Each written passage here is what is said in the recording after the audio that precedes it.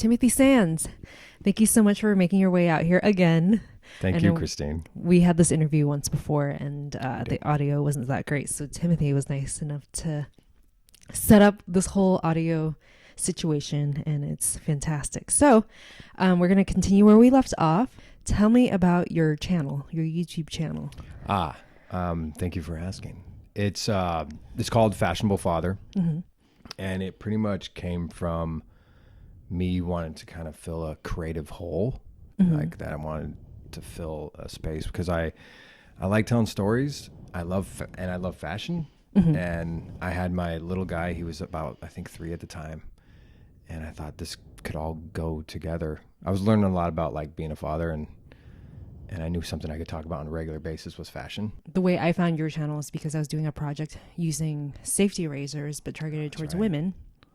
And I watched a ton of videos on YouTube to figure it out, or try to figure out how to use a safety razor. And you came up with a video, or you made a video that popped up, and I really liked it because you're so certain and you're so confident, you know?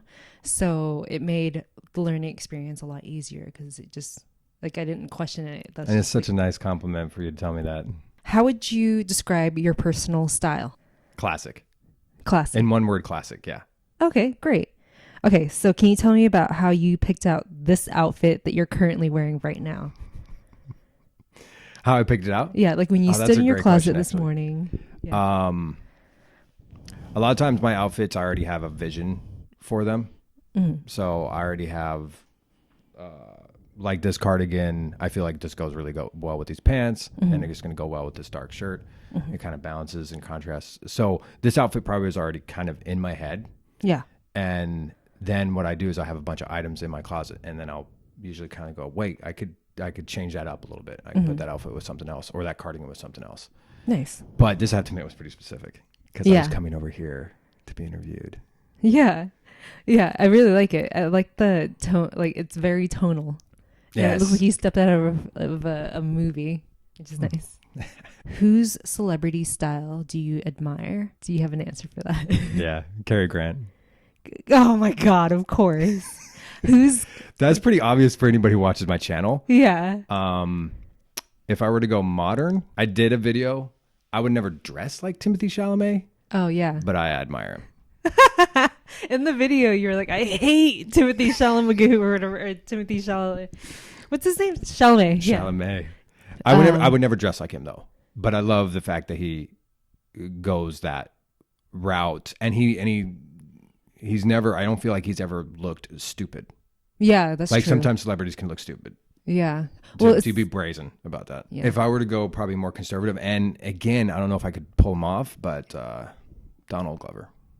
Oh, yeah. Okay. Yeah. Childish Gambino. Very cool vintage, like 70s vintage, I feel like. Oh, really? He leans into that sometimes, yeah. It's so crazy because even with, like, I just cut my hair super short, right? And it looks good. Thank you. But you get a lot of compliments on it too, don't you? Oh yeah. Yeah. I mean, I like it a lot. However, I feel like if I wear a dress that cuts at knee length, I automatically get pegged as like a costume, essentially. Like, I feel like I'm wearing a costume, and it looks very 50s, or I can lean in and look more like I'm wearing a costume in a way. That cuts at knee length? Yeah, like a dress at knee length or like shin length.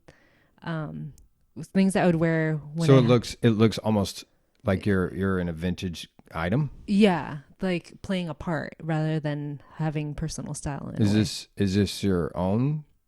Yeah. Is that what you're thinking? Yeah. Or has someone told you that? No, that's just what I'm thinking. But because I kind of would almost a little bit agree. Yeah. I get that. That's exactly what I try to veer away from, right? Yeah. I even say that, I think, on my channel. I'm like, I want to make modern, or I want to try to make vintage modern. Yeah. Instead of looking like I'm in a costume. Yeah, exactly. There's like so many little things that I feel like anyone can do, even like men included, that can peg you as like, I don't, like if you just wear like a pointier pair of glasses, for instance, suddenly you're a rockabilly, you know? Yeah. Like stuff you like roll that. your pants up. Yeah. You're suddenly a hipster. Yeah. Little things like that, which is kind of No, I agree. If this helps you at all, I don't know. It's so funny because that to me, you're so far from that. Thanks. Does that make sense? Yeah. But I get it because we're so aware Yeah. of fashion that's what we're always thinking about. Yeah. So we almost get in our own way. Yeah. So I feel like what you were saying about how like sometimes people feel like their body type limits them, or their confidence limits them. I feel like my hair kind of limits me now. Oh, it does? Well, that's how I feel. But no, exactly right. And that is all just comes from you. Yeah, it just comes from you. In your closet, what is your most coveted piece? My Belgian shoes. Oh my gosh. Yeah, of course. They're coveted. Yeah, they're great. I love these shoes. These are, and the funny thing is, a lot of people think I'm a shoe guy. I don't have a lot of shoes. I have a very specific taste in shoes. So when I finally came across these, I was just enamored. Yeah. And then I'm also a coat guy. Yeah, wrong. I live in SoCal. Yeah, right? I know, exactly. Wrong state for that. Yeah, wrong state for that. And I guess maybe if it's not my Belgian shoes, I would say right now it's my high-waisted pants.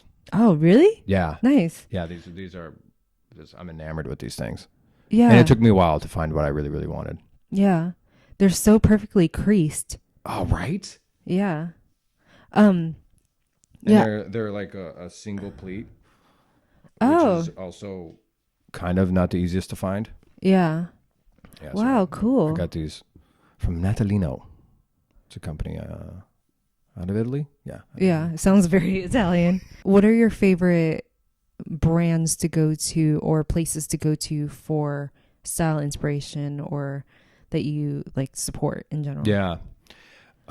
It changes on a regular. For a while it was just Club Monaco all day. Mm-hmm. But right now I don't think it is. Right now I really like this company called, and I'm probably gonna butcher it, it's Coloro.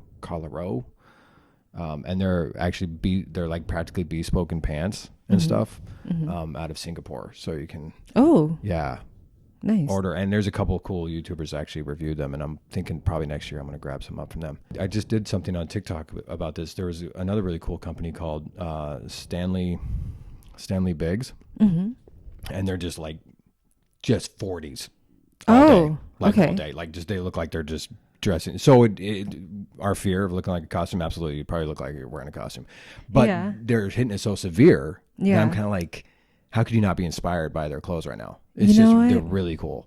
Yeah. You mentioned a brand earlier that's doing something similar, right? Yeah. There's this brand called Bodhi that is when you think of like a Wes Anderson film, you know how all the characters have their own costume, and they look very of that time or of that costume, which it's not my personal style, but I love their vision. You just said Wes Anderson, so I'm in. Yeah, it's really cool, but I think the pieces on you, it might be too loud for you because there's a lot of patches and a lot of that kind of stuff. I'm a little more subtle than that.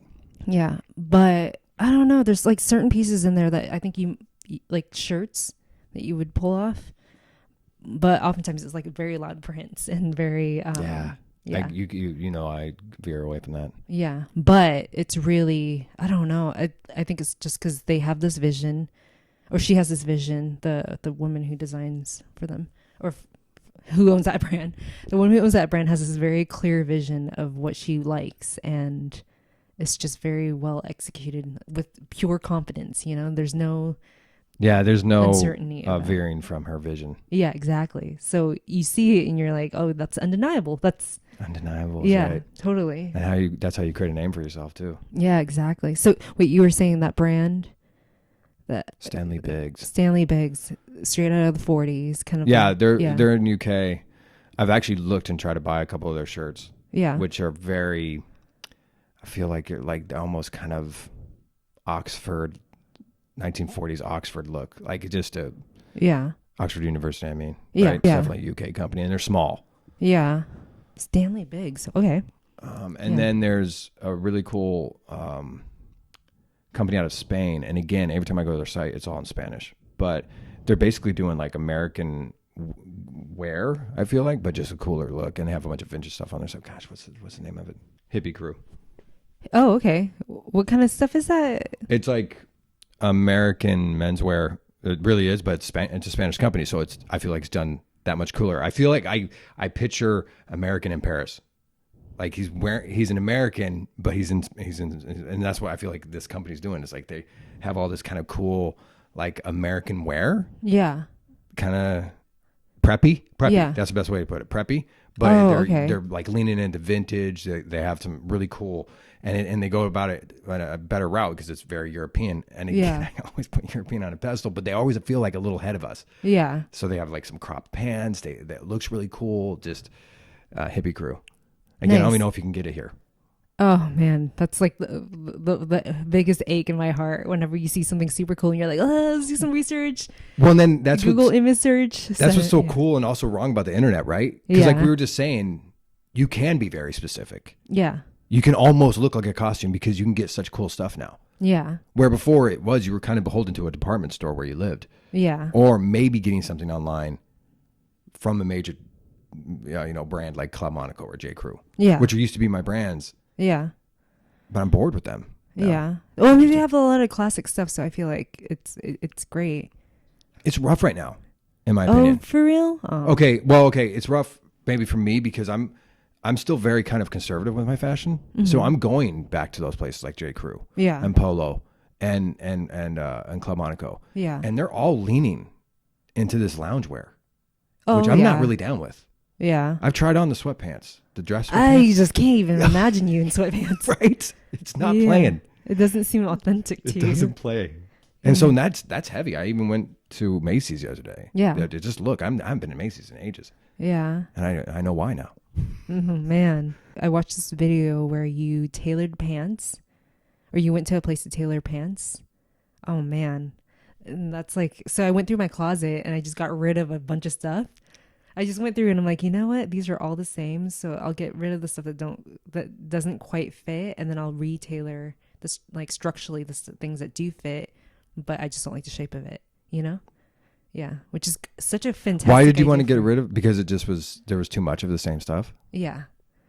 Oh, because, so I just went through my closet the other day and I was really frustrated because I had this denim jacket that I love that I just never reach for because it gets buried in there and everything's so packed. And there's no sense of clarity because you go in there and you're bombarded by all these things. So then I went through and just folded all the things that haven't been worn for a while. Yeah. And just like tucked it away. It's the flaw of loving clothes. We always have too much of them. Yeah, exactly. Right. And when you don't, you only wear like 5 pieces. 5 pieces. Yeah. So exactly. for anybody who's listening to this, yeah. Even people who love fashion, we only need like 5 pieces. Isn't that funny? Yeah. Oh my goodness. Yeah. I have the same problem. I'm like, oh my God, I haven't seen that sweater in ages. Yeah. This is buried. Exactly. Yeah. We don't wear sweaters too often here. So, so then I went through and I just started like folding away stuff. And then I'm like, oh yeah, I have a couple pairs of jeans that fit really well, but the width of the bottom, like the cuff, the hem. The hem, yeah. But also the leg, right? The leg, yeah. It's so I really like wide leg pants. So then I just... Yeah, you look good in them. Oh, thanks. Yeah. But I have so many of them, so then I decided to like... Get rid of some of them. Well, yeah, taper some in, and I don't know, I feel like it's a great way to, I guess, just be more sustainable in your... Absolutely. Yeah. Also, I try to tell this to guys all the time, guys and people in general. I was like, buy that sale item that might, like, if it fits your waist perfectly, but it's a little too long, buy it. Yeah. It's 20 is, it's half the price of a full price item. Usually they're really cool stuff on sale because it's usually specific. That's why they sell. And then go get it tailored. Yeah. Especially most men. Yeah. Really should tailor the bottom of their pants. Yeah. Almost all men should, because we're never just a 30-30 or a 30-32 or 32-32. Like, we're seldom the fit model. And for that one guy that's got like super long legs, it's like, dude, go get that stuff tailored. It'll make you love your clothes. True. Yeah. Where do you want to see your channel going? Oh, nice. Thanks. I love where it's headed now. I do live streams and I get a core group of people in there that are right along the line of like what I'm thinking, which I love that part.